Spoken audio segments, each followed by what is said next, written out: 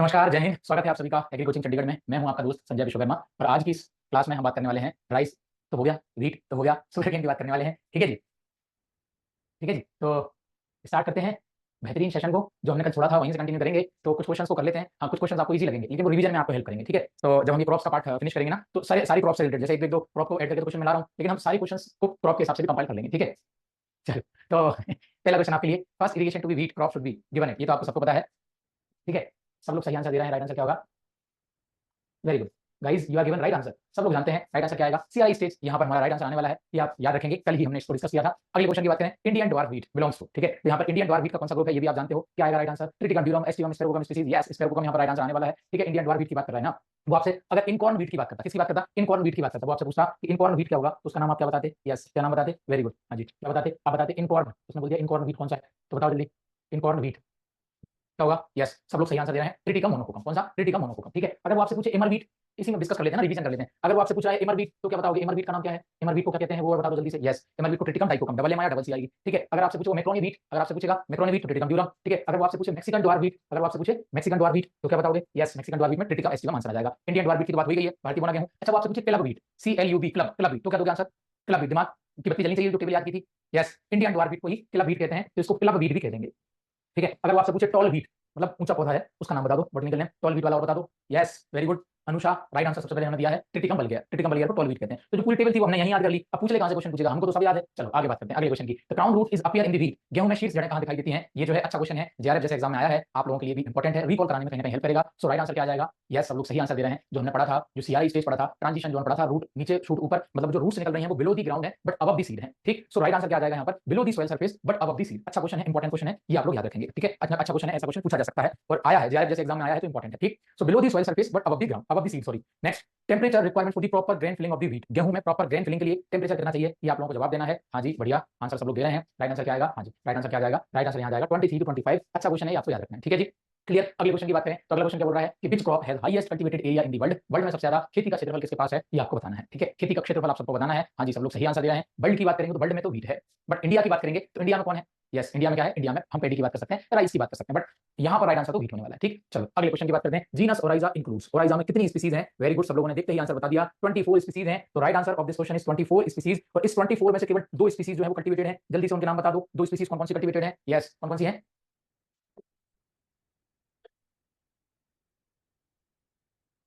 क्या होगा यहाँ पर? हो जाएगा आपका ओराइजा सटाइवा एक, और दूसरा कौन सा हो जाएगा? ओराइजा ग्लेबरिमा। ठीक है, अगर ओराइजा सटाइवा की तीनों स्पीसीज की बात करें, ओराइजा सटाइवा की तीनों स्पीसीज की बात करें तो तीनों स्पीसीज के नाम बता दो। इंडिका, जापानिका, जापानिका मतलब जवानिका और जापोनिका। ओके, हाँ जी। सबसे ज्यादा टॉल ग्रोइंग नेचर किसका होगा? टॉल ग्रोइंग नेचर की बात बताओ, tall growing nature. Yes, tall growing nature किसका है? आपके इंडिका का। ठीक है, ड्वार्फ मतलब जो लॉजिंग रेजिस्टेंस है, ड्वार्फ राइज है, उसका नाम बताओ। हाँ जी, सब लोग दे रहे हैं जापानिका आंसर। ठीक है, वाइल्ड राइस किसको कहते हैं? वाइल्ड राइस किसको बोल रहे हैं? इंडोनेशिया वाले को बोल रहे हैं, जिसको जवानी का कह रहे थे। ठीक है जी, हाँ याद है। सब ट्रॉपिकल राइस किसको कहते हैं? सब ट्रॉपिकल राइस किसको कहते हैं? याद आ गया। हाँ, दूसरे वाले को बोल रहे थे, जापानिका वाले को। और ट्रॉपिकल राइस किसको कह रहे हैं? वो तो सब जानते हैं, इंडिका वाले को ट्रॉपिकल कह रहे थे। ठीक है, सो IRR variety of rice introduce in India from. अच्छा क्वेश्चन है ये, जो उस टाइम का जो हमने वैरायटी डेवलपमेंट पढ़ा था तब का ये क्वेश्चन है। ठीक, सब लोग सही आंसर दे रहे हैं। क्या आएगा राइट आंसर? सो राइट आंसर आएगा यहाँ पर फिलीपींस मनीला, ये याद रखेंगे। अच्छा क्वेश्चन है। ठीक, चलो आगे बात करें। गोल्डन राइस, ये तो सब जानते हैं यार, ये तो बच्चे बच्चे को पता है, विटामिन ए का सोर्स है। बहुत सारे क्वेश्चन में एग्जाम में आया है, चाहे जेआरएफ की बात करें, प्रीपीजी की बात करें, IUPएस की बात करें, बैंक ऑफ महाराष्ट्र के एग्जाम की बात करें, सब में आता है ये क्वेश्चन। ठीक है, सो विटामिन ए का ये अच्छा सोर्स है। ठीक है, वो जो एक्स्ट्रा फैक्ट्स दे रखे हैं मैंने राइस के, उसमें भी अच्छे से कवर हुआ है। अगला question, for the rice ripening of the rice temperature should be required. Temperature पूछा है पकने के लिए, तो पकने के लिए टेंपरेचर कितना? हाँ जी, 21 से 37 यार एवरेज टेंपरेचर है। कहा 21 से 37 लगा रहे हो। ठीक है, टेंपरेचर याद नहीं है आपको। ठीक है, आंसर कितना आएगा? 20 to 25, मतलब आपने रिवीजन नहीं की है। मिनिमम टेंपरेचर की बात करें तो minimum temperature 10 to 12 degree Celsius. ठीक है, मैक्सिमम टेंपरेचर की बात करेगा तो 36 to 38 डिग्री सेल्सियस हमने याद किया था। अगर वो आपसे एवरेज टेंपरेचर की बात करेगा तो 21 to 37 डिग्री सेल्सियस हमने याद किया था। ठीक है, अगर वो आपसे पूछेगा, क्या ये तो यहाँ पूछ लिया है कि राइपेनिंग के लिए टेंपरेचर कितना चाहिए, तो इसको यहीं लिख देते हैं। राइपेनिंग के लिए ये टेंपरेचर हो गया आपका। ठीक है, अगर वो आपसे पूछेगा ब्लूमिंग के लिए, ब्लूमिंग मतलब वो किसकी बात कर रहा है? वो फ्लावरिंग की बात कर रहा है। ब्लूमिंग मतलब वो फ्लावरिंग की बात कर रहा है, तो टेंपरेचर कितना आएगा जी? 26.5 to 29.5। देखो मुझे तो याद हो गया लेकिन आप लोगों को याद नहीं हुआ, दुखद खबर है। ठीक है, हाँ जी,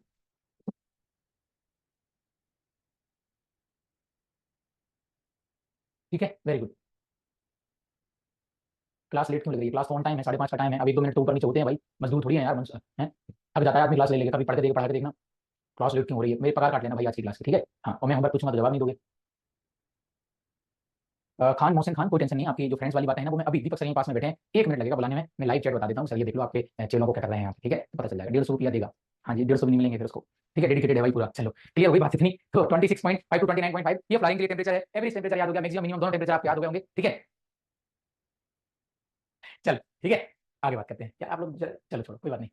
अब यहाँ पर हिंदी नहीं मिलेगी क्योंकि मैंने क्वेश्चन जो हिंदी वाली थी वो कर लिया, एडिशनल ऐड किए हैं। Colour of healthy root of rice. Healthy root मतलब जो देखो ये एग्जाम में आया, आप लोगों को भरोसा नहीं होगा, ये भाई साहब ये आईसीआर यूजी में आया क्वेश्चन है, ठीक है, और सेम टाइम पे उसी साल ये एमपीपीएटी में आया हुआ क्वेश्चन है, दोनों 12th लेवल के एग्जाम में आया हुआ क्वेश्चन है, but according to option exam में आया है, ठीक है। हाँ जी, हाँ जी, क्या होना चाहिए राइट आंसर, और राइट आंसर जो लिया है, हाँ ओके, क्या आएगा राइट आंसर आएगा व्हाइट कलर, ठीक है। ये देखो ऐसा क्वेश्चन भी एग्जाम में आ सकता है, तो कोविड के टाइम का आया हुआ क्वेश्चन है, व्हाइट कलर होगा कौन सा, हेल्दी राइस की रूट्स का, ठीक है। वैसे वो एक्चुअली प्रॉपर व्हाइट नहीं होता ना, वो क्रीमी व्हाइट या फिर थोड़ा सा मतलब मटमैला टाइप का कलर होता है, बट अकॉर्डिंग टू ऑप्शन हम ब्लूज ग्रे में भी नहीं जा सकते, रेडिश ब्राउन में भी नहीं जाएंगे और ग्रीन कलर में तो जाएंगे नहीं, तो हम यहाँ उसको ऑफ व्हाइट कह सकते हैं। एक और क्वेश्चन इंपॉर्टेंट क्वेश्चन, ये जो है आपके ये भी आईसीआर में आया हुआ क्वेश्चन है, चलो तो बताओ क्या आंसर आना चाहिए। पूछा है boro rice is photo period insensitive and grown under irrigated condition. Second statement दे रहा है most common grown wheat that is Triticum aestivum is hexaploidy in nature. So answer बताओ यहाँ पर सब लोग क्या दोगे, सही आंसर, यस सही आंसर क्या दोगे, हाँ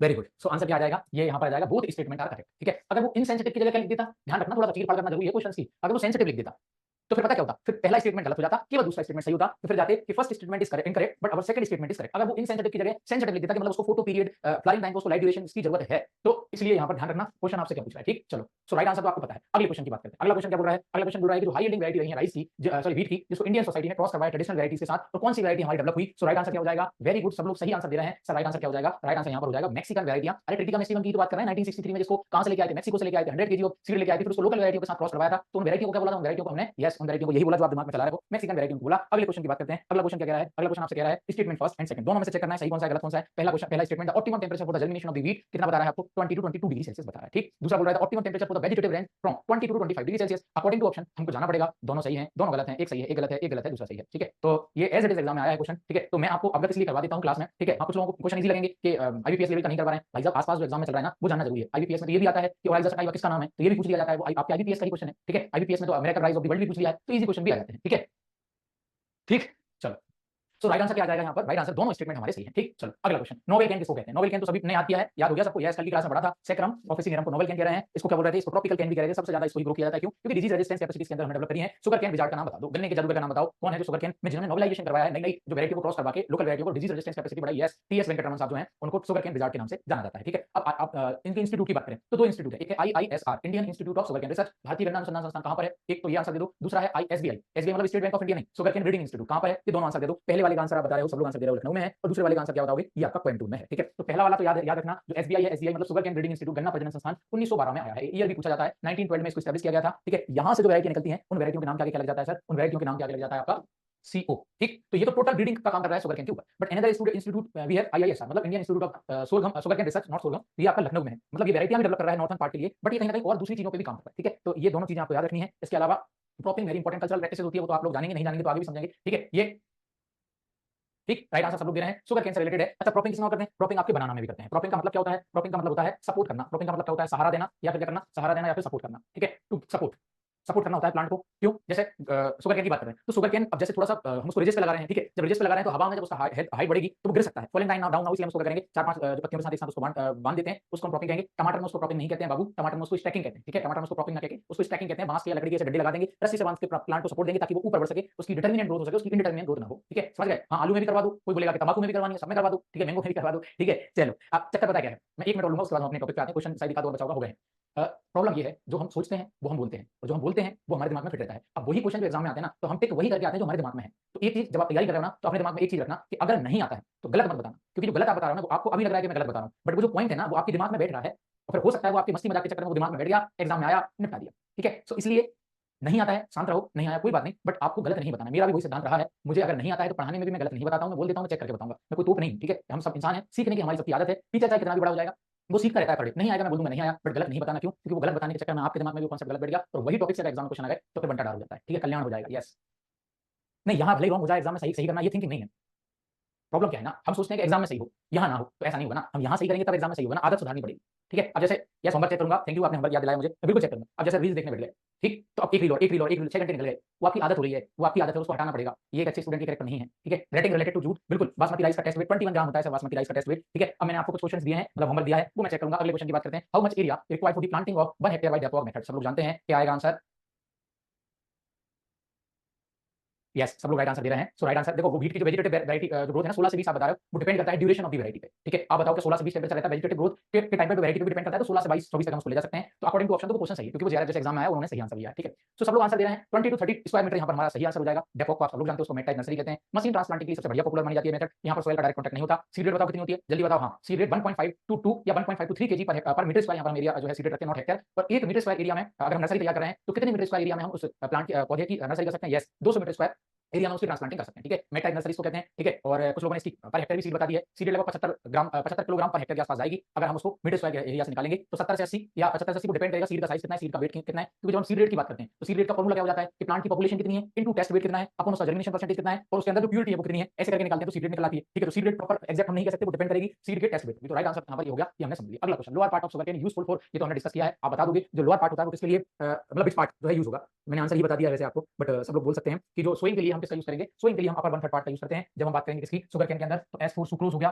सुक्रोज किसके लिए चाहिए, शुगर के लिए चाहिए। ठीक है, G4 ग्लूकोज हो गया, और ग्लूकोज किसके लिए चाहिए, ग्लूकोज चाहिए हमारे जर्मिनेशन के लिए चाहिए। ठीक है, ग्लूकोज किसके लिए चाहिए, जर्मिनेशन के लिए चाहिए। तो G4 glucose, G4 germination, S4 sucrose, S4 sugar. तो जो गन्ना होता है, गन्ना का जो मिडिल पार्ट होता है, मिडिल पार्ट में हमको शुगर बढ़िया मिल जाती है। एकदम नीचे वाले पार्ट में भी अच्छी शुगर नहीं होती है, नीचे वाले पार्ट में थोड़ा सा पानी ज्यादा होगा, कुछ अगर टेंपरेचर में फ्लक्चुएशन होता है तो शुगर भी किसमें कन्वर्ट हो जाएगी आपके, मतलब सुक्रोज किसमें कन्वर्ट हो जाता है, ग्लूकोज में। तो जो सोइंग के लिए हम किसका यूज करेंगे, सोइंग के लिए हम यूज करेंगे अपर 1/3 पोर्शन का यूज करेंगे। क्यों? क्योंकि अपर 1/3 में हमको क्या मिलेगा, यहाँ पर ग्लूकोज ज्यादा मिलेगा। तो जर्मिनेशन के लिए हमको ग्लूकोज चाहिए, नॉट सुक्रोज। ठीक है, अगर प्रॉपर हमको चीनी बनानी है, शुगर बनानी है, गुड़ वगैरह बनाना है, तो हमको किसकी रिक्वायरमेंट होगी, तो शुगर की रिक्वायरमेंट होगी, मतलब सुक्रोज की रिक्वायरमेंट होगी। ठीक है, the pieces of sugarcane are treated with hot water because, हम जो गन्ने के टुकड़े होते हैं उनको गर्म पानी से क्यों उपचारित करते हैं, ये तो आप लोग बता देंगे। अकॉर्डिंग टू ऑप्शन बताना। ठीक है, सब लोग सही आंसर दे देंगे।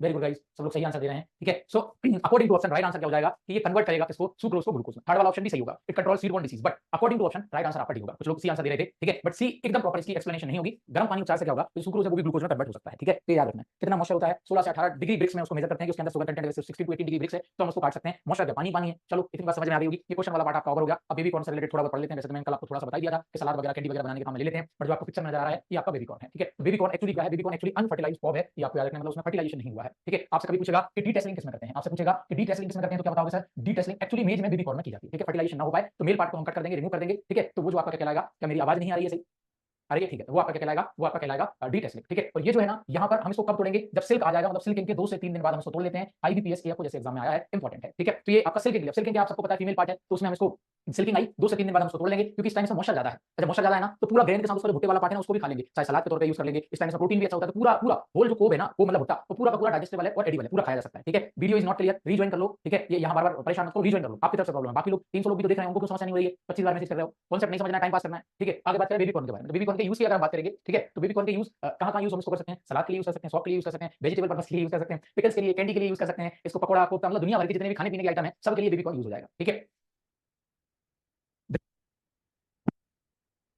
There is issue in my voice, ना मानोगे ना मानोगे। ठीक है, हाँ, सो बात करेंगे किसकी, इसकी बेबी कॉर्न की। तो इतनी चीजें तो आपको समझ में आएगी। बेबी का मतलब छोटा बच्चा होता है, कॉर्न मतलब मक्के की बात कर रहे हैं, क्योंकि अमेरिका में उसको मेज नहीं कहते, उसको कॉर्न ही कहते हैं। ठीक है, क्लियर, ये जो है आपका, ये क्या कहलाएगा, ये आपका भाग यहाँ से, चलो ये आपका बेबी कॉर्न कहलाएगा। अगला क्या हो जाएगा, इसके अंदर फास्फोरस प्रॉपर मिलेगा, और बेबी कॉर्न जो होता है वो कोलेस्ट्रॉल फ्री होता है, इसके अंदर जो है बाकी चीजें प्रॉपर होती हैं। तो इसलिए ना ये हार्ट पेशेंट्स के लिए भी अच्छा होता है, जिनको हृदय से रिलेटेड प्रॉब्लम है उनके लिए भी अच्छा माना जाएगा। आजाद कमल, ये संकुल वैरायटी है। BL42 प्रकाश, प्रकाश अपने आप में काफी पॉपुलर वैरायटी है, पूछा जाता है प्रकाश किसकी वैरायटी है, बेबी कॉर्न की वैरायटी है। तो ये आपका पार्ट हो गया सर बेबी कॉर्न का। ठीक है, बेबी कॉर्न मतलब उसको इनिशियल स्टेज में तोड़ लिया है, जब वो छोटा बच्चे जैसा था, प्रॉपर उसकी ग्रोथ नहीं हो पाई, मतलब सीड तो हो गए बट फर्टिलाइजेशन के पहले उसको तोड़ लिया ताकि हम उसको एडिबल पर्पस में ले सकें, अलग अलग प्रोडक्ट वगैरह बना सकें, तो वो इंपॉर्टेंट है। ठीक है, प्रकाश BL42 माधुरी भी हम इसमें ले सकते हैं। अच्छा, एक चीज और, एक और ये क्वेश्चन तो आईबीपीएस में आ गया, आपके एग्जाम में आ गया, ये और पूछा जा सकता है कि बेबी कॉर्न कहीं ना कहीं फास्फोरस का अच्छा सोर्स होता है। ठीक है, ये क्वेश्चन हमको याद रखना है। दूसरा क्या है, ये फ्री है किससे, कोलेस्ट्रॉल से फ्री है। ठीक है, ये चीज याद रखना है। दूसरा ये हार्ट पेशेंट्स के लिए कैसा होता है, यूजफुल होता है। तो जब क्वेश्चन आ गया है सिल्किंग स्टेज के 1 से 3 दिन या 2 से 3 दिन, बुक में 1 से 3 लिखा हुआ, वो डिपेंड करेगा। देखो सारी चीजें ना एकदम कभी एक्जैक्ट नहीं होती, वो डिपेंड करती है क्रॉप की वैरायटी पे। ठीक है, ड्यूरेशन ऑफ द क्रॉप पे भी वो डिपेंड करेंगी। तो वो जो है 1 से 3 या 2 से 3 भी हम उसको कह सकते हैं, ये बेबी कॉर्न आपका कहलाएगा। इतनी बात आपको समझ में आ गई होगी। यस, खाने के लिए जो यूज कर रहे हैं, खाने का मतलब नहीं कि बरसात आ रही है तो रेडी वाले जो बैठे हैं वो भुट्टे को घिस के बढ़िया उसमें नींबू लगा के, वो नहीं है भैया बेबी कॉर्न। बेबी कॉर्न का टोटल ड्यूरेशन ही 55-60 दिन का होता है। ठीक है, वो तो पूरा का पूरा क्रॉप है, वो तो मतलब आप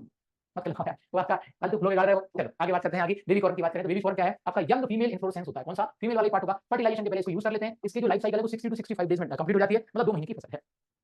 ठीक है, केन में आता है मार्केट में, हाँ वो अलग अलग पर्पस के लिए यूज हो जाते हैं। अब जैसे पंजाब में भी बेबी कॉर्न को ग्रो किया जाता है, तो पंजाब बेबी कॉर्न हो गया। फिर कास अपने आप में बड़ी अच्छी वैरायटी है, पॉपुलर वैरायटी है, और इसका सोइंग टाइम अपने to first week of August, ये पंजाब के हिसाब से, ये जो मैं डाटा बता रहा हूं सोइंग टाइम पंजाब के हिसाब से, सीड रेट भी पंजाब के हिसाब से। बट ऊपर के 2 पॉइंट आपके लिए इंपॉर्टेंट है, तो बोले 28 क्यों नहीं, 28 इसलिए नहीं कि आपके दिमाग में रहे कि कहां ग्रो हो रहा है। बाकी एरिया अकेले पंजाब में नहीं, पूरे इंडिया में ग्रो होता है, बट ये जो डाटा है ना फ्लक्चुएट करेगा आपका सोइंग टाइम का, सीड रेट का, तो ये भले ही मत याद करना कि ऊपर वाला आपको याद रखना है। ठीक है, समझ में आ गई होगी आपको बात। ठीक है, तो क्या बेबी कॉर्न है, इससे रिलेटेड सारे कॉन्सेप्ट क्लियर हो गए। अब आपके क्वेश्चन गलत नहीं होना चाहिए। ठीक है, हम क्वेश्चन भी कवर करेंगे, क्वेश्चन गलत नहीं होना चाहिए। फर्टिलाइजर मैनेजमेंट की बात करें, हार्वेस्टिंग की बात करें, तो just at the silk emergence हम उसको पिक कर लेते हैं कब, या तो 1 से 3 दिन या फिर 2 से 3 दिन, ये तो हमने समझ लिया था। और रिमूव कर रहे हैं टेल पार्ट को, ताकि क्या हो सके, हमारा क्रॉस पॉलिनेशन ना हो पाए उसके पहले ही हम उसको रिमूव कर देते हैं। तो उसको क्या बोलते हैं, उसको डीटेस्लिंग कहते हैं। ठीक है, baby corn is mostly grown where, जहां पर मक्का लगा रहे हैं इनिशियली स्टेज में उसको तोड़ दो। ठीक है, तो बेबी कॉर्न हो गया, समझ गए। कुछ रेनफेड मेज की वैरायटी की बात करें तो प्रकाश अपने आप में रेनफेड वैरायटी है, मतलब बेबी कॉर्न की भी है, उसको रेनफेड कंडीशन में भी लगाया जा सकता है। तो ये जो मेज वाला आपका बेबी कॉर्न वाला पार्ट बचा था वो मैंने फिनिश कर दिया है। अब आ जाते हैं किस पे, शुगर केन पे। तो शुगर केन में हमने सबसे पहले क्या क्या पढ़ा था, शुगर केन की स्पीसीज पढ़ी थी, इंडियन केन, चाइनीज केन, ट्रॉपिकल केन और वाइल्ड केन पढ़ा था। अगर मैं आपसे पूछूं वाइल्ड केन के नाम बताओ, व्हाट इज नेम, तो वाइल्ड केन की दो स्पीसीज, दोनों स्पीसीज के नाम बता दो सर। ठीक है सर, बेबी कॉर्न की वैरायटी बिल्कुल अलग है, एक से ज्यादा वैरायटी हो सकती है। ठीक है, तो अलग अगर है, मैं ये पीपीटी में ये भी गलत नहीं है, ऑथेंटिक सोर्स से लिया है, इसको जो है आप नोट डाउन कर लेना। चीजें क्लास में अलग मिलेंगी,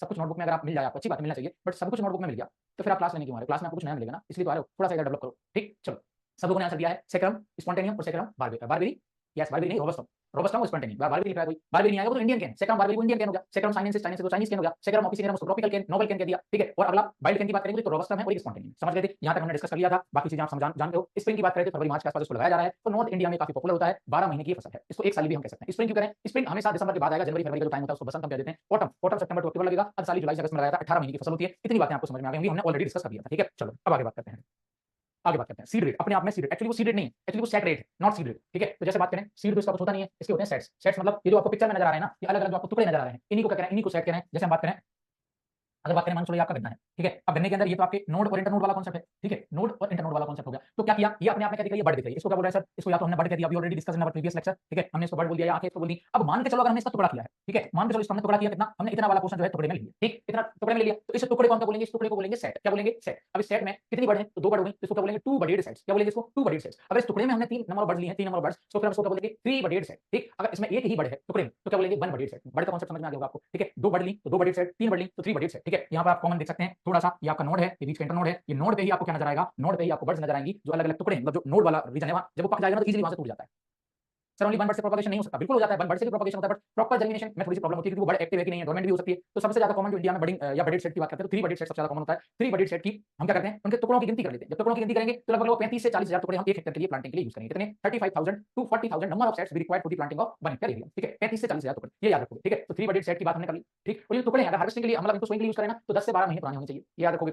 अगर मान चलो टू बर्डेड सेट का यूज कर रहे हैं तो 40,000 राउंड फिगर में आप लोग 35 से 40 मोस्ट करेक्ट होता है, तो थ्री बर्डेड में 35 टू 40,000 एंड टू बर्डेड में 40 और जोड़ दो, 40 तो पहले का 40 और कितना होगा 80,000 number of sets required for 1 hectare planting. Okay, अब एक बर्डेड है तो उसमें 40 और ऐड कर देंगे तो कितना हो जाएगा आपका 1,20,000 हो जाएगा, कितना 1,20,000। तो 40 थ्री बर्डेड, टू बर्डेड के लिए 80 और वन बर्डेड के लिए यस 1,20,000, समझ गए। तो ये आपका क्या होगा, बर्डिंग से रिलेटेड, बर्डेड से रिलेटेड कॉन्सेप्ट हो गया। 75 से 90, 25 से 30 यहाँ पर जो है स्पेसिंग होती है, मतलब एक कतार से दूसरे कतार के बीच में नंबर ऑफ स्पेसिंग कितनी है, सॉरी स्पेसिंग कितनी है, नंबर ऑफ स्पेसिंग नहीं, एक्चुअल में स्पेसिंग 75 टू 90 सेंटीमीटर, एंड एक प्लांट से दूसरे प्लांट के बीच में 25 से 30 सेंटीमीटर प्लांट की डिस्टेंस है। तो mainly plant to plant distance तो इतना इंपॉर्टेंट नहीं होता, हमको road to road distance maintain करनी पड़ती है। और ये जो 75 से 90 लिखा है डिपेंड करता है वैरायटी कौन सी है, एरिया कौन सा है, सॉइल कौन सा है, बट पॉपुलर कहीं ना कहीं 90 वाला जो साइज होता है वो पॉपुलर हम रखते हैं। ठीक है, इतनी बात आपको समझ में आ गई, इतना क्लियर। अब जो प्लांटिंग है, प्लांटिंग के लिए ना अलग अलग मेथड का यूज करते हैं, इसलिए प्लांटिंग के लिए अलग अलग मेथड का हम यूज करते हैं। प्लांटिंग की मेथड्स की बात करते हैं, ये जो आपको नजर आ रहा है इसको क्या बोलेंगे, इस मेथड का नाम बताओ, ये भी प्लांटिंग मेथड ही है, नाम बताओ इस प्लांटिंग, प्लांटिंग मेथड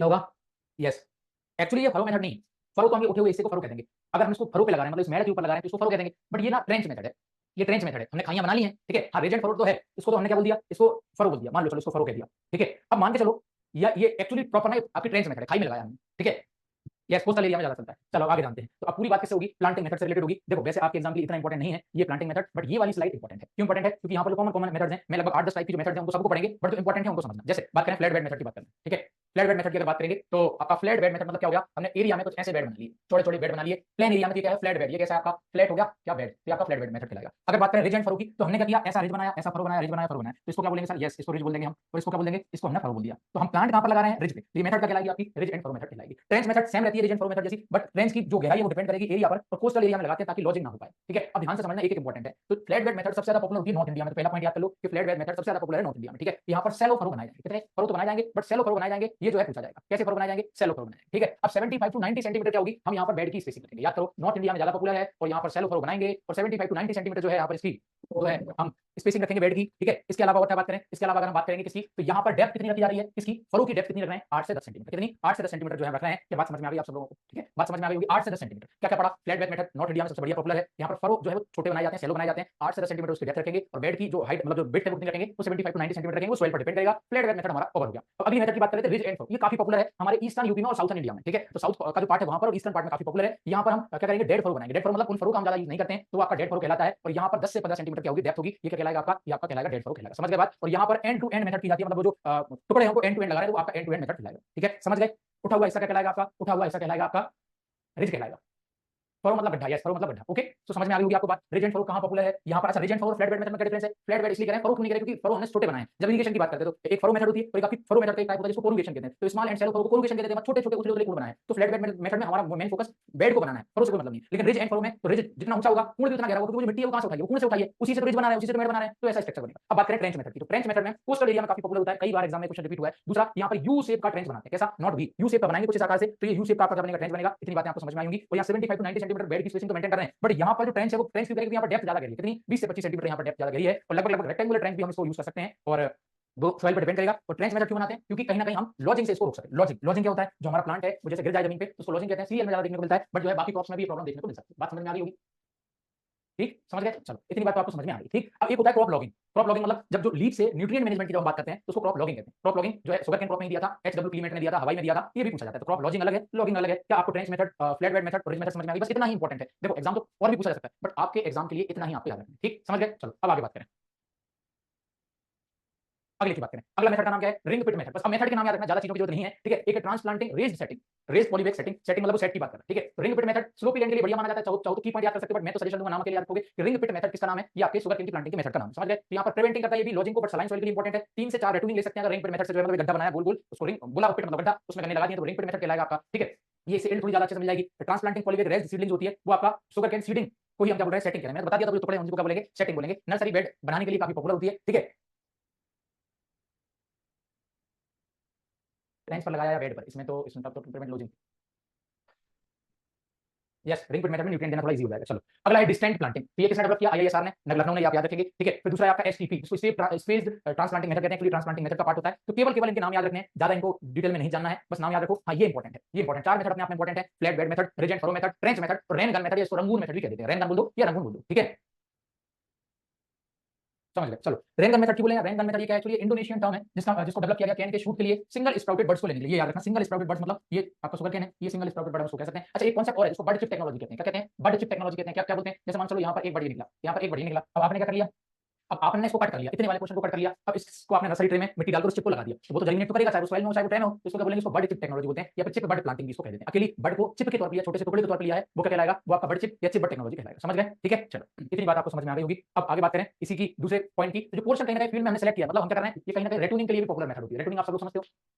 रेटूनिंग आप सब लोग समझते हो? रेटून रेटून बोल दो, रेटूनिंग बोल दो कि जो हार्वेस्टिंग को थोड़ा ऊंचाई से काटा, पानी दिया, वो रीग्रोथ कर जाएगा, उसी को क्या बोल देते हैं? उसी को रेटूनिंग बोल देते हैं। ठीक है, समझ गए? तो यहाँ पर क्या बोल रहे हैं? कोई भी जो पोर्शन जिससे हमको बर्ड को लेना है, जो हार्वेस्टिंग के पहले वाली हम बात कर रहे हैं, तो उसको रेन गन प्रोडक्शन के लिए, रेन गन मतलब रंगून मेथड की बात कर रहे हैं, उसको थोड़ा सा क्या करेंगे? छोड़ देंगे हार्वेस्टिंग के टाइम, मतलब जिससे हमको बर्ड्स बनानी है उसको काटा नहीं, वो फील्ड में ही लगा हुआ है, तो ये मेथड आपकी रेन गन मेथड कहलाएगी। रेटूनिंग के लिए भी यूज कर सकते हैं, नर्सरी के लिए भी यूज कर सकते हैं। ठीक है, जो टॉप पोर्शन होगा केन का उसको क्या करेंगे? कट कर देंगे, और ऑक्सिलरी बर्ड जो है हमारी क्या होंगी? निकलने लगेंगी। एंड 3 से 4 वीक बाद जो स्प्राउटेड बर्ड्स होंगी उनको सेपरेट कर लेंगे। कहां से? जो सिंगल बर्ड्स है, मतलब जो प्लांट है उससे, और ट्रांसप्लांट करेंगे उसको रिज पे। ठीक है, तो ये प्रैक्टिस क्या होती है? इंडिया में जो है प्रैक्टिस नहीं है। क्यों? क्योंकि इसकी कॉस्ट थोड़ी सी ज्यादा आती है। क्या बात समझ में आई? थोड़ा सा दिमाग में बात ये रखनी है कि मान चलो ये हमारा गन्ना लगा हुआ है, ठीक है, शुगर केन लगा हुआ है। अब इनको हमको हार्वेस्ट करना है, बट हमने देखा कि यार ये वाला प्लांट है ना, इसमें स्प्राउटिंग अच्छी हो सकती है, हेल्दी प्लांट है, तो इनको सबको तो काट लिया, लेकिन इसको फील्ड में छोड़ दिया। अब इसको फील्ड में छोड़ा है, टॉप पोर्शन इसको रिमूव कर दिया, तो टॉप पोर्शन रिमूव किया तो अपर ग्रोथ तो नहीं करेगा, थोड़ी सी बर्ड्स जो है उसकी ग्रोथ बढ़ जाएगी। ठीक है, अब उसको छोड़ा, अब उसको कट करके उनकी छोटी छोटी जो चिप्स हैं या छोटे छोटे जो बड़े हैं उनकी हमने नर्सरी तैयार कर ली। तो पहली बात तो इंडिया में पॉपुलर नहीं है, बट ये रेटून क्रॉप लेने के लिए भी काम में आती है और नर्सरी के काम में भी आती है। मतलब इन जो खेत के अंदर गन्ना लगा है उससे भी नर्सरी बना सकते हैं। तो 3-4 मेथड आपको याद रखनी है। एक तो रंगून में सबसे पहले तो फ्लैट बेड मेथड सबसे ज्यादा पॉपुलर है, सबसे ज्यादा तो वैसे रिज एंड फरो मेथड है popular. Flat and ridge and furrow, flat bed method, trench method और रेन गन मेथड। ठीक है, अब कुछ और मेथड भी है, जैसे टीजे ब्लॉक मेथड है, इसको ये आपका रेन गन मेथड का ही इंप्रूवमेंट है। तो एक बार ये पूछा गया है आपके एग्जाम में, नहीं जो जेआरएफ में पूछा गया है कि मॉडिफाइड फॉर्म है रेन गन मेथड का, शुगर केन प्लांटिंग की मेथड की है ये, उसका नाम क्या है? तो नाम यहाँ पर टीजे ब्लॉक। ठीक, एक है अल्जिन मेथड। अल्जिन मेथड ये किसने डेवलप किया? ये आपके इलाहाबाद एग्रीकल्चर इंस्टीट्यूट, जो कि जिसका नाम अब श्वार्ट्ज हो गया है, Sam Higginbottom University of Agriculture Science and Technology, उसने इसको डेवलप किया। ठीक है, तो उसका पुराना नाम क्या था? इलाहाबाद एग्रीकल्चर इंस्टीट्यूट था, बाद में उसका नाम चेंज हो गया। ठीक है, 2-3 बार उसका नाम चेंज हो गया, तो प्रॉपर चीजें आपको समझ में आ गई। बस नाम याद रखना, टीजे ब्लॉक, अल्जिन मेथड। अगले की बात करें पार्था मेथड और सेवलॉन मेथड। तो पार्था मेथड भी थोड़ा सा पॉपुलर है, ये आपके साउथ इंडिया वाले पार्ट में अच्छे से पॉपुलर है, जहां पर फील्ड को रिज और फरो में डिवाइड कर लेते हैं और क्या करेंगे? 45 डिग्री के एंगल पे क्या करेंगे? हम उन बर्ड्स को प्लांट करते हैं। ये इंपॉर्टेंट है, पार्था मेथड में 45 डिग्री के एंगल पे हम क्या करेंगे? जैसे मान लो ये रिज बना लिया, अब इस रिज में ना हमने क्या किया? इसका 45 डिग्री के एंगल पे हमने इसको लगाया।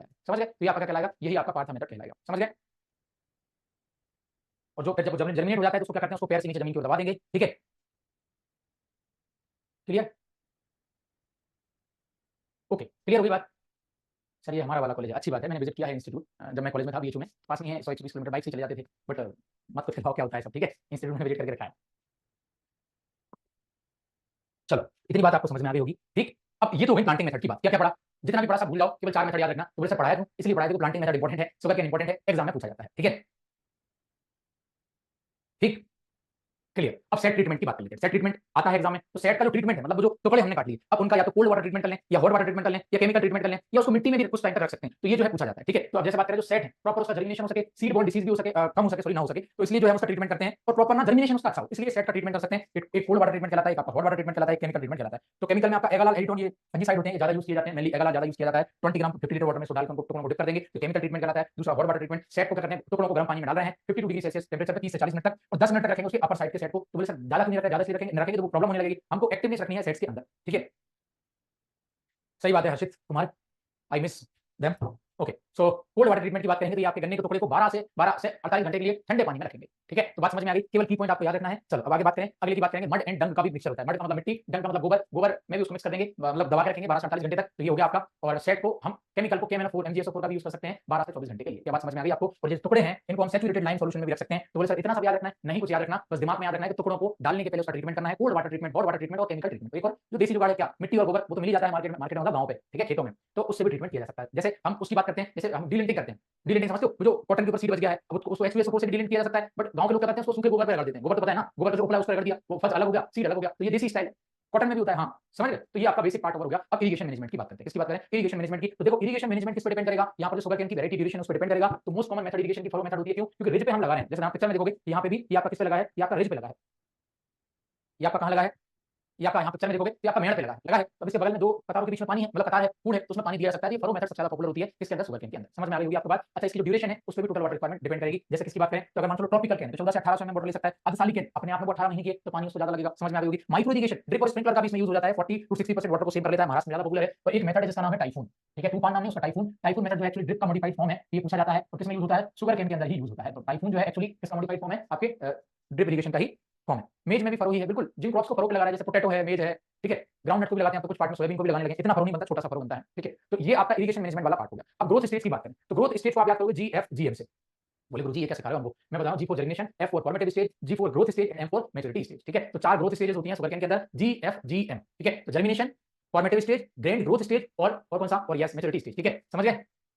हाँ, अब ये जो टाइम है ये 0 to 60 डेज आफ्टर प्लांटिंग देखने को मिलेगा। आपने क्या किया, प्लांटिंग कर दी, अब इसके अंदर डोरमेंसी थोड़ी देखने को मिलती है, इसलिए तो ट्रीटमेंट कर रहे थे। अब धीरे धीरे क्या होगा, वो जर्मिनेशन लेगा, तो लगभग 1 महीना तो टाइम ले लेता है। हमने प्लांटिंग कर दी है, अब जब प्लांटिंग कर दी 1 महीने बाद वो जर्मिनेशन होगा, तो प्रॉब्लम क्या होगी, वहां वीड्स आ जाएंगे, ऑलरेडी मॉइस्चर था, तो उसको हटाने के लिए दो कतारों के बीच में जो हम ट्रैक्टर चलाते हैं या डोरा चला रहे हैं, उसको क्या बोलते हैं, उसी को बोलते हैं हम ब्लाइंड विंग बोलते हैं, ठीक है। इतनी बात समझ में आ गई होगी आपको। दूसरा क्या है, वो 60 डेज के बाद जो दूसरी फेज आती है उसको फॉर्मेटिव स्टेज कहते हैं, जिसको फुटाव अवस्था कहते हैं। अभी अपनी ग्रोथ कर रहा है गन्ना, अपना ग्रोथ कर रहा है ना, सबसे ज्यादा वाटर के लिए मोस्ट सेंसिटिव स्टेज होती है कौन सी, फॉर्मेटिव स्टेज सबसे सेंसिटिव होती है, जो 60 to 120 डेज में आती है, प्लांटिंग के 60 से 120 दिन में आती है। ग्रैंड ग्रोथ जहां वो अपनी प्रॉपर सबसे ज्यादा ग्रोथ करेगा, उसको ग्रैंड ग्रोथ कह रहे हैं, 120 to 250 डेज में देखने को मिलेगी, और मैच्योरिटी 250 से 365 दिन में देखने को मिलेगी। कॉमन शुगरकेन की बात कर रहे हैं, ठीक है, समझ में आ गई होगी। अच्छा, अब आप कहेंगे सर अर्धसाली शुगरकेन की अगर बात करेंगे, तो अर्धसाली शुगरकेन का बाकी सब तो ठीक होता है। अर्धसाली शुगरकेन जो है ना, उसकी वेजिटेटिव फेज थोड़ी सी लंबी होती है, ठीक है, उसकी जर्मिनेशन तो प्रॉपर होगी, बट जो वेजिटेटिव फेज और जो ग्रोथ फेज है वो थोड़ी सी उसकी लॉन्ग हो जाएगी, इसलिए उसका टाइम ज्यादा लग रहा है, ठीक है। सारी इंडिया में उसको नहीं लगाया जाता, केवल तमिलनाडु वाले पार्ट में उसको लगाया जाता है। जर्मिनेशन फेज मैंने बता दिया सर आपको, कितना है याद करो, 0 to 60 days after planting. DAP का मतलब डाई अमोनियम फास्फेट नहीं है, नहीं तो कुछ विद्यार्थी यहाँ पर क्या है, वो बहुत मतलब दूसरे ही गोले से आए हैं, तो पूछ लेंगे, तो जल्दी से इसको अभी याद करो, लिखो डेज आफ्टर प्लांटिंग,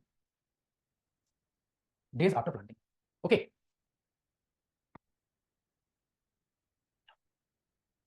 कैसे हो जाएगा, चलो इतना आपने याद कर लिया होगा। फॉर्मेटिव स्टेज की बात करें तो आपका 60 to 130 डेज मैंने बता दिया था, ऊपर नीचे थोड़ा बहुत हो जाता है, ठीक है, 120 से 250 याद कर सकते हैं। और मैच्योरिटी फेज आपका ये होगा, तो सीधा हमने क्या किया, GFGM, ठीक है। GFGM मतलब germination stage, formative stage, grand growth stage, ठीक है, इसको ग्रैंड ग्रोथ फेज हम इसको कहते हैं, ग्रैंड ग्रोथ स्टेज हम इसको कह देते हैं, ठीक है, समझ गए। अब मैच्योरिटी की तो हमने बात करी है, ये तो यहाँ पर इतना हो गया। इंपॉर्टेंट है, एग्जाम में पूछता है सबसे ज्यादा फॉर्मेटिव स्टेज पे पानी की जरूरत लगती है। हाँ हर्षित, थोड़ा सा गड़बड़ है, ठीक है। कॉन्फिडेंस बादाम खाने से नहीं आएगा, ठोकरें खाने से आएगा, और ठोकरें जब खाओगे तो अकल अपने आप आ जाएगी, ठीक है। चलो क्रिटिकल स्टेज की बात करें, तो क्रिटिकल स्टेज, तो पहली क्रिटिकल स्टेज कौन सी है, फॉर्मेटिव स्टेज आपकी कैसी है, फॉर्मेटिव स्टेज आपकी क्रिटिकल स्टेज सबसे ज्यादा मानी जाती है। जर्मिनेशन के बाद हम मान सकते हैं कुछ हद तक ये जो आपको पिक्चर नजर आ रही है ना, सही आपकी फॉर्मेटिव स्टेज की पिक्चर हो सकती है, ठीक है। फॉर्मेटिव मतलब वो कहीं ना कहीं टिलरिंग निकल रही है, वो फुटा टिलरिंग मतलब ऐसे नहीं प्रॉपर उसमें कल निकला है, उसकी अपनी भी मतलब नोड और इंटरनोड उससे बढ़ रहे हैं, वो फॉर्मेटिव कहलाती है, ठीक है, ठीक है, समझ गए। चलो इतना पार्ट ओवर हो गया, आगे बात करते हैं न्यूट्रिएंट मैनेजमेंट की। थकना नहीं है अभी, क्योंकि शुगर कैन जितना उसका साइज है ना, जितनी उसकी ग्रोथ है, उतना उसकी कल्टीवेशन भी लंबी है, इस कोने से उस कोने भूलना नहीं है अभी, ठीक है, एग्जाम तक याद रखना है।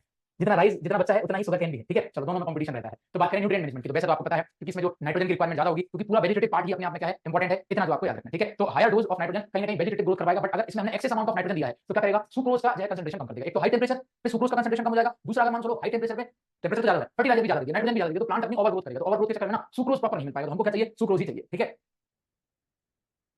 ठीक है। इतनी बात आपको समझ में आ गई होगी, ठीक है। अब अगर मान के चलो नाइट्रोजन की बात करें, तो नाइट्रोजन देखो डिपेंड करता है वैरायटी पर।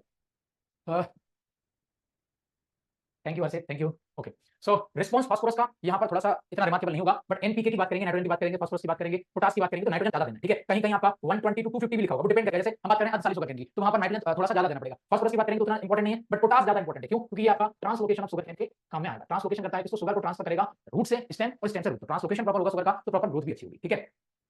हैवी फीडर ऑफ फास्फोरस उसको कहा जा सकता है, बट नाइट्रोजन और पोटास ही ज्यादा देता है, ठीक है। इसमें नाइट्रोजन फिक्सिंग को फर्टिलाइजर भी कर सकते हैं, जैसे आपका एजोस्पाइरलम है। फास्फोरस ऐसा नहीं है कि प्रॉपर फास्फोरस नहीं चाहिए, चाहिए भैया फास्फोरस तो चाहिए। एनपीके तो बेस है किसी भी क्रॉप के लिए, चाहे एन कम लगे पी कम लगे, लेकिन वो बेस है, वो तो चाहिए। फास्फोरस स्टेबलाइजिंग बैक्टीरिया की भी जरूरत पड़ेगी, तो ये आपका न्यूट्रिएंट मैनेजमेंट वाला पार्ट हो गया इसका शुगर केन से रिलेटेड, ठीक है जी। इतनी बात आपको समझ में आ गई होगी,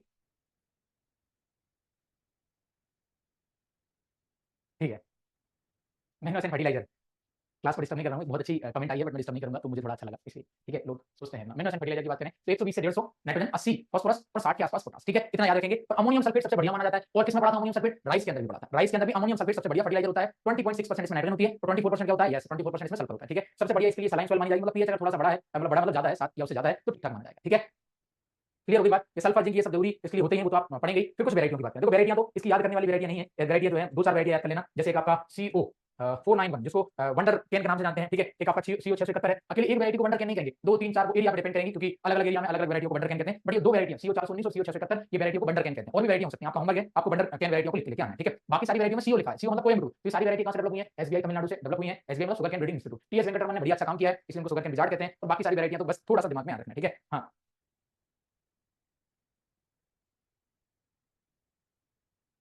बुक में मेंशन है 10 kg and sulphur 50 rupees, tell me the correct. देखो यार, सल्फर को मिनिमम 10 किलोग्राम के आसपास तो रखते हैं। सल्फर मतलब मिनिमम 10 से 15 रखना है, वो डिपेंड करता है ड्यूरेशन पे। तो सब बुक में 10 दे रखा है, 15 20 प्लीज टेल मी करेक्ट। तो देखो यार, इतना तो रखना पड़ेगा, क्योंकि जिंक सल्फेट भी, अगर जिंक की बात करते हैं, धान के अंदर हम 25 kg यूज कर लेते हैं। तो मैं चेक करके एक बार बता दूंगा, ठीक है। मैं चेक कर लूंगा, कल की क्लास में आपको बता दूंगा, कल मतलब नेक्स्ट क्लास में, ठीक है। तो इसको देख लेंगे, सल्फर वाला कोई ज्यादा इतना बड़ा इशू नहीं है, ठीक। अब राइपनिंग की बात करें, अगर ये देखो ये प्रोसेस हमारे इंडिया में नहीं होती है। राइपनिंग की बात करेंगे तो राइपनिंग का मतलब क्या होता है कि जैसे अगर मान चलो हमारा गन्ना पक गया, तो पता कैसे चलेगा? मेटेलिक साउंड से। जैसे मान चलो ये आपका शुगर केन, चलो इधर बता देते हैं। तो बात करें शुगर केन की, ठीक है। तो ये आपका शुगर केन है, ये पक गया है। अब इसके अंदर क्या एक्चुअली लिक्विड भरा हुआ है, इसके अंदर तो लिक्विड भरा हुआ है, तो लिक्विड मतलब रस भरा हुआ है, जूस भरा हुआ है। तो कोई भी जूस वाली जो बात है ना, उसको मेजर किया जाता है कि वो प्रॉपर बन गया कि नहीं बन गया, वो आपके रिफ्रैक्टोमीटर से बनाया जाता है। किससे बनाया जाता है? रिफ्रैक्टोमीटर से। मतलब बनाया मतलब उसको मेजर किया जाता है। जैसे रिफ्रैक्टोमीटर आप सब लोगों ने देखा होगा, कैसे होता है? ट्रिमर सब लोगों ने देखा है, यस। ट्रिमर जैसा ही होता है, कुछ इस टाइप से होता है, ठीक है। एक इसमें नली लगी होती है और यहाँ पर एक ढक्कन लगा होता है। अब इस को हम इसमें जैसे ढक्कन को उठाया, हल्का सा 45 डिग्री के एंगल पे रखा, 2 से 3 बूंदें इस पे डाली, ढक्कन को लगाया, फिर एक आंख बंद करके देखेंगे, वो वहां हमको डिग्री बता देता है। 0 से लेकर कुछ नंबर उस पे रहते हैं, नंबर मुझे याद नहीं है, ठीक है। उसको TSS भी कहते हैं, टोटल सोल्यूबल सॉलिड भी कहते हैं, मतलब TSS रिफ्रैक्टोमीटर उसको कह देंगे। अब उसमें जितनी भी नंबर है, वो जो आपको ट्रिमर जैसा नजर आ रहा है ना, उसमें जो भी वैल्यू आई 16 17 18, मतलब उसमें इतना डिग्री ब्रिक्स है। मतलब TSS को डिग्री ब्रिक्स में या परसेंटेज में मेजर करते हैं, तो आपका TSS कहलाएगा। समझ में आ गई होगी बात आपको, ठीक है।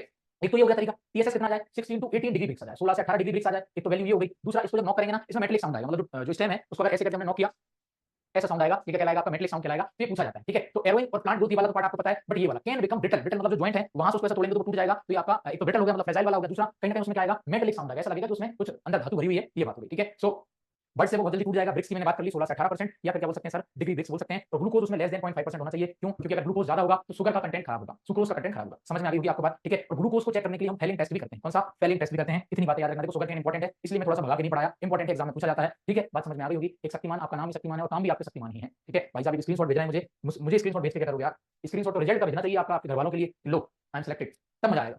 तब मजा आएगा जब स्क्रीनशॉट आप अपने घर वालों को भेजोगे। हालांकि मैंने तो बताया नहीं था, मैंने तो घर वालों को सच में नहीं बताया, मैं तो घर जाके उनको बताया, क्योंकि मुझे वो रिएक्शन देखनी थी, पापा की, मम्मी की, पेरेंट्स की। वो जो रिएक्शन है ना, वो आपको ऑनलाइन नहीं दिखेगी, वो आंखों में दिखेगी। तो वो जो रिएक्शन है, वो देख के जो दिल को सुकून मिलेगा ना, वो अलग ही है भाई साहब, उसकी कोई कीमत नहीं लगा सकता। चलो बीड्स की बात करें तो इंपॉर्टेंट बीड्स में सोलर मेलिपेंस हो गया, साइनोडोन डेक्टाइन हो गया। अच्छा, सोलर मेलिपेंस किसको नुकसान कर रहा था? मेज को भी नुकसान कर रहा था, जिसको जॉनसन ग्रास कह रहे थे, ठीक है। वो जो है याद रखना आपको। एट्राजिन बहुत यूज होता है मेज के अंदर भी, बीट कंट्रोल के लिए एट्राजिन समझिंग यूज करते हैं। और किसके अंदर करते हैं? हमारे गन्ने के अंदर भी करते हैं। समझ गए? अब कुछ स्पेशल प्रैक्टिसेस हैं। ये क्या है सर? इस तरह जो लिखी है वो आपकी स्पेशल प्रैक्टिसेस हैं, मतलब कुछ विशेष क्रियाएं हैं। देखो वैसे तो हमको क्या करना है, वैसे तो हमको एक सेपरेट लेक्चर लेना है, ठीक है। बट हम जो है थोड़ा सा इसका आइडिया ले लेते हैं कि स्पेशल प्रैक्टिसेस में ब्लाइंड वेइंग क्या है, अर्थिंग अप क्या है, टाइम क्या है, रैपिंग क्या है, क्रॉपिंग क्या है, ट्रेशिंग क्या है, ये थोड़ा सा हम पढ़ लेते हैं, ठीक है। वैसे तो मैंने सोचा है कि मैं एक सेपरेट लेक्चर ले लूंगा अलग-अलग क्रॉप्स का, मतलब एक साथ सारी क्रॉप्स की प्रैक्टिस का। बट शुगर केन पढ़ रहे हैं तो इसको यहीं पढ़ लेते हैं, ठीक है। क्लियर? तो थोड़ा सा इसको पढ़ लेते हैं, ध्यान से सुन लेना इसको, ठीक है ना। चलो उसको तो सुनेंगे पहले, ये वाला तो आखिर में हम कवर कर लेंगे, अलग पार्ट है। थोड़ा सा डिसीज और इंसेक्ट के बारे में जान लें, इल्ड के बारे में जान लें, ये पार्ट हमारा ओवर हो जाएगा, ठीक है। अब जैसे बात करें इंसेक्ट के बारे में, तो इसके अंदर ना इंसेक्ट बहुत ज्यादा अटैक करते हैं। वो तो हर क्रॉप में अटैक कर रहे हैं। आप कुछ अच्छा काम करने जाओगे, 4 लोग आपकी टांग खींचने आ जाएंगे, या तो वो बीड्स होंगे, या तो वो इंसेक्ट होंगे, या तो डिजीज होंगी। मतलब आजकल डिजीज मतलब ऐसी नहीं है ना, डिजीज हमारे जीवन में भी डिजीज है, मतलब शरीर वाली नहीं, दिमाग में भी डिजीज है, ठीक है। चलो अर्ली शूट वो हर एक अपने आप में नुकसान करता है। एक इंटरशूट बोरर है, इग्नोर बोरर, एक टॉप शूट बोरर होता है। इसको कहीं ना कहीं इसको हम बंची टॉप भी कह देते हैं। एक्चुअली ये बंची टॉप तो बनाना के अंदर लगता है, लेकिन टॉप शूट बोरर को बंची टॉप शूट बोरर भी कहते हैं। वो बंच में जाके ऊपर नुकसान करता है, जो स्ट्रोक भागा एक्सेल पे प्लेलिस्ट होता है, और ये नुकसान ज्यादा करता है चिलो वाला, ठीक है। और चिलो इन्फस कैटेलस किसके अंदर नुकसान कर रहा था? मेज के अंदर भी नुकसान कर रहा था। और ये किसके अंदर नुकसान कर रहा है? शुगर केन के अंदर भी नुकसान कर रहा है, ठीक है। बुली एफिड है, इसके इंसेक्ट है, पायरिल्ला। पायरिल्ला तो भैया पॉपुलर है, एक गुरदासपुर बोरर इसमें नहीं होता, वो दूसरे में होगा, ठीक है। वो पायरिल्ला आपका एक नुकसान पहुंचाता है। पायरिल्ला परबुसिल्ला, एक ये याद रखोगे, इंटरनोड बोरर याद रखोगे, टॉप शूट बोरर याद रखोगे, ठीक है, इतना, ठीक है। चलो इतनी बात समझ में आ गई होगी। देखो ये मेरा पार्ट नहीं है, लेकिन ये हम जब कल्टीवेशन पढ़ते हैं तो थोड़ा सा इसके बारे में पढ़ लेते हैं। और सबसे बड़ी प्रॉब्लम पता क्या होती है? सबसे बड़ी प्रॉब्लम ये होती है कि हम ना एक प्रॉब्लम है, जैसे क्रॉप्स का मैंने स्टार्टिंग में बोला कि आप एक दिन एक क्रॉप रिवीजन करते जाओ। जैसे राइस हमने पढ़ लिया, व्हीट पढ़ लिया, मेज पढ़ लिया, शुगर केन भी कवर हो गया। अब इनको रिवाइज करो, कल का दिन है तो कल का दिन खराब मत करो, उसको रिवाइज करो, क्योंकि पर डे आप एक क्रॉप पढ़ोगे ना, एक क्रॉप को 4 बार 5 बार आपने पढ़ना, तो एज इट इज एक पॉइंट आपको याद हो जाएंगे। क्रॉप बहुत इजी है, हमको लगता है। ठीक है, आगे बात करते हैं डिसीज के बारे में। जब डिसीज की बात करेंगे तो डिसीज में बहुत नुकसान पहुंचाती है कौन? ये रेड रॉट, इसको बोलते हैं कोलेक्ट्रोट्राइकम फेलकेटम। ये फंगस से होता है, सबसे ज्यादा नुकसान पहुंचाता है। क्या होता है? जो आपका नोड है, मतलब जो आपके अंदर जो गन्ने के अंदर जो रस है, उसमें जो बीच में हिस्सा ना रेड रेड हो जाएगा ऐसा, तो कहीं ना कहीं जूस की क्वालिटी को वो खराब कर देता है। इसको रेड रॉट कहते हैं। रॉट का मतलब सड़न होता है, रेड रॉट मतलब सड़न की बात करें, लाल सड़न जिसको कहते हैं। ठीक है, फिशी कलर, फिशी कलर तो मुझे नहीं पता, गुरदासपुर का शुगर कैन में होता है, मुझे एग्जैक्ट याद नहीं आ रहा है। ठीक है, एल्कोहलिक स्मेल आएगी। अरे वाह, आपने तो टेस्ट भी किया है। मतलब चलो इसमें स्मार्ट की बात करें तो इसको लागू वाला जो है ये याद रखेंगे आप डिसीज। दूसरा सेट रॉट, ये अपने आप में इंपॉर्टेंट है। ये पता नहीं किसी भी किस एग्जाम में आया है यार, शायद ये किसी न किसी एग्जाम में आया है। पाइनएप्पल डिसीज, तो सेट रॉट का ही दूसरा नाम होता है pineapple disease. Okay, pineapple disease, इसको सेट रॉट भी कहते हैं। टुकड़े होते हैं वो सड़ने लगते हैं, इसको पाइनएप्पल सेट रॉट डिसीज भी कहते हैं। बिल्ट तो नुकसान पहुंचाता है, बट बिल्ट उतना नुकसान नहीं पहुंचाता। एक रेड स्ट्रिप है। अच्छा, रेड रॉट और रेड स्ट्रिप में कंफ्यूज मत होना। रेड स्ट्रिप ऊपर धारियां बनती हैं, तने के ऊपर धारियां, और सीवियर कंडीशन में वो रॉट में कन्वर्ट हो जाता है। देखो प्लांट के लिए सबसे ज्यादा नुकसानदायक होता है रॉटिंग। ठीक है, जैसे हम बात करें कैंसर का, तो कैंसर एक टाइप का रॉट ही तो है। ईश्वर सबको स्वस्थ रखे, बट मान के चलो किसी के हाथ में कैंसर हो गया तो वो उतना पूरा एरिया का गला देगा, रोटिंग हो जाएगी। तो रोटिंग अपने आप में प्लांट के लिए भी नुकसानदायक है, ह्यूमंस के लिए भी नुकसानदायक है। ठीक है, तो ये पूछा ही जाता है। ठीक है, ओके।